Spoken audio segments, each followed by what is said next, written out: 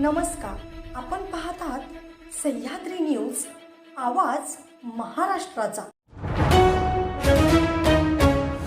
विधान भवनाच्या लॉबीतच राडा, आव्हाड आणि पडळकरांच्या कार्यकर्त्यांची हाणामारी। विधानसभेच्या लॉबीमध्ये जितेंद्र आव्हाड आणि गोपीचंद पडळकर यांच्या समर्थकांमध्ये तुंबळ हाणामारी झाली। या प्रकरणावरून उद्धव ठाकरेंनी सरकारवर जोरदार हल्लाबोल केलाय। आमच्याकडे सर्व दुचाकी व चारचाकी वाहनांची खरेदी विक्री केली जाईल, तसेच सर्व वाहनांचे PUC इन्शुरन्स काढून मिळेल। आमचा पत्ता अब्दुल्ला शान मोटर्स, हुतात्मा स्मारक समोर, खानापूर। प्रोप्रायटर आमिर अब्दुल पीरजादे। मोबाईल क्रमांक 9975 79 79 76। विधिमंडळात येण्यासाठी अशा गुंडांना कोणी पास दिले? ज्यांनी पास दिले त्यांच्यावर कारवाई केली पाहिजे।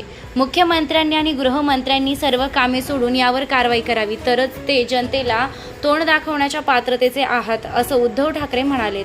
काही दिवसांपूर्वी जितेंद्र आव्हाड यांनी विधान भवनात जात असताना रेड कार्पेटवरच नाव न घेता घोषणाबाजी करत गोपीचंद पडळकरांना डिवचवलं होतं। आता या घटनेचे पडसाद पाहायला मिळत आहेत। काल बुधवारी गोपीचंद पडळकर यांनी कारचा दरवाजा उघडताना कारचा दरवाजा आव्हाड यांना लागला होता। त्यानंतर पडळकर यांनी आव्हाड यांना शिवीगाळ केली होती। त्यानंतर माध्यमांशी बोलताना आव्हाड यांच्या समर्थकांनी पडळकर यांना दम दिला होता। आज जितेंद्र आव्हाड आणि गोपीचंद पडळकर यांच्या कार्यकर्त्यांमध्ये धक्काबुक्की झाली। विधान भवनाच्या पायऱ्यांजवळ दोघांचे कार्यकर्ते भिडल्याचं पाहायला मिळालं। या घटनेनंतर उद्धव ठाकरे संतापले आहेत। प्रसार माध्यमांशी बोलताना त्यांनी मुख्यमंत्र्यांना जाब विचारत गुंडांवर कारवाई करण्याची मागणी केली। ते गुंड आहेत की समर्थक आहेत?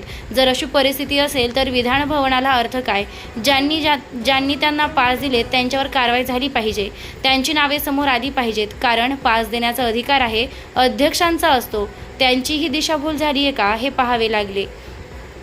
विधान भवनात अशी मारामारी आणि आमदारांना धक्काबुक्की होते। जर गुंडगिरी विधान भवनापर्यंत पोहोचली असेल तर हे खूप अवघड आहे। गृहमंत्री आणि मुख्यमंत्र्यांनी सर्व विषय सोडून या गुंडांवरती आणि गुंड्यांच्या पोशिंद्यांवरती कारवाई केली पाहिजे, तरच तुम्ही या राज्याचे पालकमंत्री आहात, तर तुम्ही जनतेला तोंड दाखवायचे लायकीचे आहात, अशा कडक शब्दात उद्धव ठाकरेंनी प्रतिक्रिया दिली आहे। दरम्यान विधानसभेचे अध्यक्ष राहुल नार्वेकर यांनी अहवाल आल्यानंतर मारहाण करणाऱ्यांवर कारवाई केली जाईल असं म्हटलंय। पण ते समर्थक आहेत का गुंड आहेत? आणि ही जर का परिस्थिती या राज्याची आली असेल तर मग विधान भवनाला अर्थ काय? ज्यांनी त्यांना पास दिले त्यांच्यावरती कारवाई झाली पाहिजे। मग तो कोणी असेल, ज्यांनी त्यांना पास दिले त्यांचं नाव आलं पाहिजे समोर, कारण हा अधिकार शेवटी अध्यक्षांचा असतो। अध्यक्षांची पण दिशाभूल केली गेली का हा पण विषय आहे। मात्र अशी मारामारी आणि आमदारांना धक्काबुक्की, ही गुंडागर्दी आता विधान भवनापर्यंत पोहोचली असेल तर मग हे फार अवघड आहे। ताबडतोबीने गृहमंत्र्यांनी आणि मुख्यमंत्र्यांनी सगळे विषय सोडून या गुंडांवरती आणि त्या गुंडांच्या पोशिंद्यांवरती कडक कारवाई केलीच पाहिजे, तरच तुम्ही या राज्याचे पालक मुख्यमंत्री म्हणून जनतेला तोंड दाखवायच्या पात्रतेचे आहात असंच मी म्हणेन। हे अयोग्य नुसतं नाही, पण विधान भवनाच्या आवारामध्ये जर का या गोष्टी व्हायला लागल्या आणि असे जर का गुंड आणून मारामारी व्हायला लागल्या तर मग मैदानामध्ये या।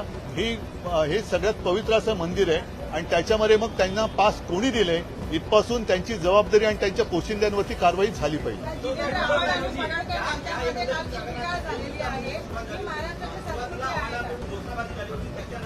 बघा, विधान भवनाच्या बाहेर हा एक विषय आणि विधान भवनात या प्रांगणामध्ये जे काय होतं हे अत्यंत गंभीर आहे।